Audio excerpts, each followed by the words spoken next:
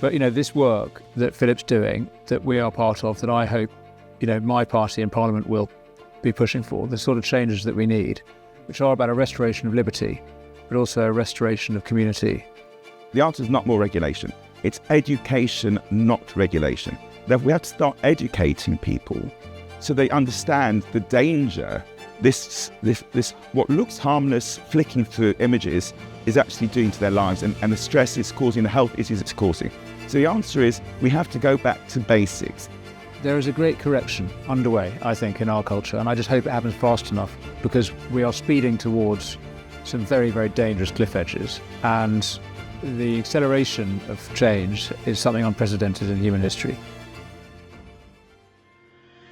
The Manna journey is the catalyst for change in our world. It's a consistent source of truth for the next generation and current leaders.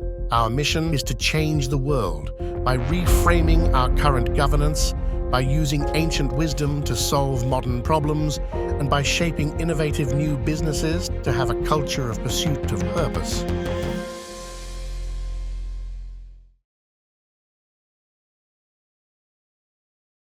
So I guess, you asked the question, as social media settles down. I mean, it shows no sign of settling down. It's going to continue to develop and grow and dominate. However, I also challenge this is where I think we can be radically conservative, is to let's not assume that we're going to that social media is going to control our lives forever, and therefore our challenge is just to make sure it is well regulated and it's as benign as possible. But it is the dominant power in the world. I mean, does that have to be so?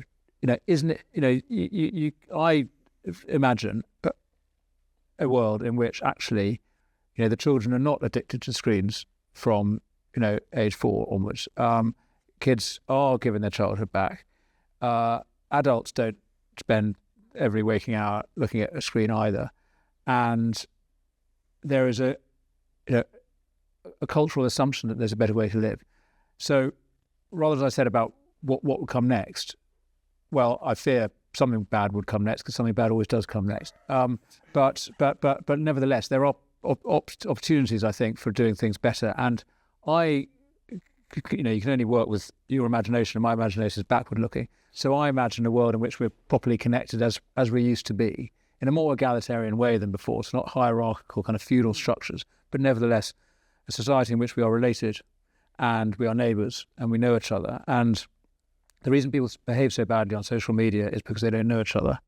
And there's so much research that demonstrates why this is. And, we know this, the prisoner's dilemma, the great experiment in collaboration.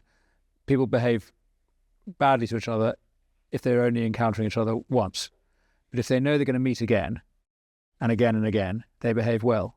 So they don't betray each other if they know they're going to be facing the same question of, good behaviour or bad behaviour down the line with that same person. So a good society is built on relationships and on people who are... You're talking about won't be fixed by government, will it? It'll be fixed by civic society. So civil society is crucial to it, yes. And I think government can powerfully nudge society in the right direction by protecting civil society, by empowering it, by focusing on families, recognising the essential economic unit and therefore the social unit that matters most is the family. Mm-hmm. We can reinforce neighbourhood life meaningfully through good planning and economic policy, and the way we operate public services and so on, and through regulation of social media too. But I think let us not just reach immediately for that lever as if we can fix all these problems from above. We've got to fix them by enabling people to live better, which means living in community, which means people knowing each other and taking responsibility. Philip, can I pick up on that? Because there's a lot to unpack there.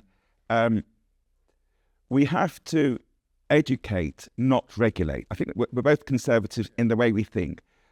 Regulation never works. And the amount of law that's coming out of where you work is crazy. No, it doesn't protect people. It's actually, and we have to go back to the beginning. I know it sounds radical, and think, is the law working? And the answer is it's not. It's too complicated. So the answer is never going to be regulation. More regulation, it just creates more opportunities for people. I lived in a world of regulation. I ran and run big companies.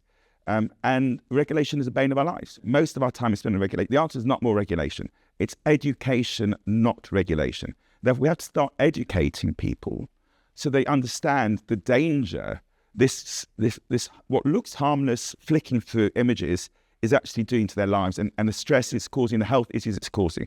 So the answer is we have to go back to basics. Unless we start making the purpose of business to look after, talk about building family, community, nation, and looking after the environment, we're never going to sort it because we're misaligned. The state is fundamentally misaligned. These countervailing powers that we're talking about allow the free market to do what it likes, and then have a countervailing power being the state fighting is never going to work.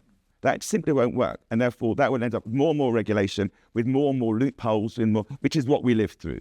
So we have to go back to align business and the state. We talked about Section 172 of the company, that we've discussed this before, which means what's the purpose of an enterprise? Once you say it's no longer just to look after the shareholders, but it needs to look after people and planet, you suddenly have a change in the whole environment. People are aligned, and then you can start talking about running the technology.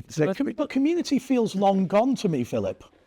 I mean, is that unfair? Well, I think Daniel and I would both disagree. I mean, we both are part of communities that are thriving. Communities the whole system in general. The old communities, the pubs, and these things are no longer around. But there are still healthy communities. You're part of a healthy community. I'm part of a healthy community. I mean, I think this is where actually, whether you call it regulation or state power, does have a role to play. I am quite interventionist when it comes to shoring up the roots of society. So I think the state should not be neutral about families or communities. I think it should have an idea of the good, which is stable families and communities that have the institutions that sustain the common life. So I think the government can act, not in a coercive way, honestly, but it can be supportive of these things. And economic regulation can help there too. So, we've been here before. So that the assumption that there are two terrible assumptions. One is that we are free, independent, rational beings. The other is that, society is on some sort of, conveyor belt to a sort of intensification of the now. We'll just become more and more separated from each other, more and more mad. We don't need to be. And looking back, there have been times in history when society was falling apart, often through technological changes, again, or through economic change and cultural change. And yet, a combination of a sort of bottom-up revolution and elite change of heart among a segment of the elite combined to change the direction of history. So in the early 19th century, if you think back to late 18th century, Hogarth, Gin Alley, terrible social breakdown, appalling behaviour, the elite were just completely, dissolute. Vice, top and bottom of society was wrecked. And then something happened, which was the combination of Methodism and evangelical Anglicanism. And ordinary people, plus a section of the elite, decided they needed to change the direction of society. And between them, people like Wilberforce took control of the levers of power. But in communities as well, people started taking more responsibility. And over the course of, a couple of generations, by the mid-19th century, so many of those social indicators had improved. And I actually built, loads of problems in the Victorian age too, obviously, but a much healthier society.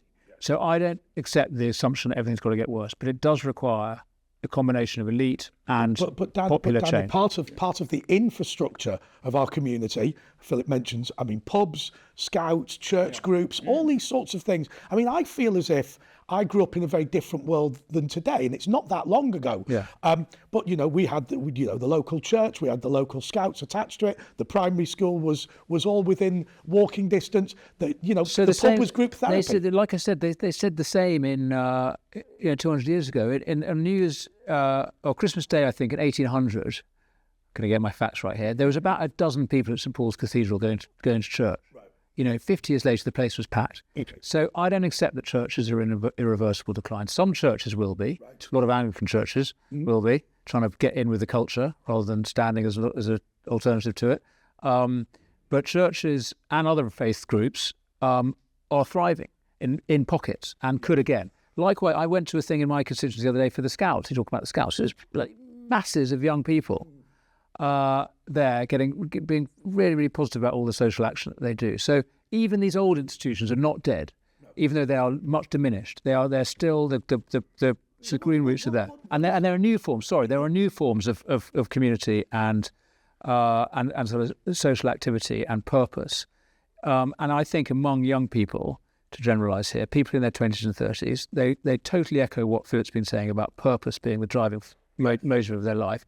They're looking for, I think it's a very conservative impulse. They wouldn't say accept so, and they certainly don't vote Conservative, silly people. But they are reaching for what I think of as conservative ideas, which is responsibility, purpose, connection, doing things together. Does this happen then? Is this a cycle that happens automatically? Because, I think the mental health problem is a significant concern and is something that's going to cause problems in the future. But it almost sounds like when things get too Wild West-y, if you like, not a real word, but when things get too like the Wild West, people will naturally pull back. There is a great correction underway, I think, in our culture, and I just hope it happens fast enough, because we are speeding towards some very, very dangerous cliff edges, and the acceleration of change is something unprecedented in human history. So the normal course of things, which I think you're right, is one of natural correction. Mm-hmm. I hope it happens in time. I hope the human ingenuity and the social instinct and the sense of self-preservation in our species, I hope it's strong enough. But this work that Philip's doing, that we are part of, that I hope my party in Parliament will be pushing for, the sort of changes that we need, which are about a restoration of liberty, but also a restoration of community. I think these things are part of the zeitgeist, and I just hope we can implement them in time.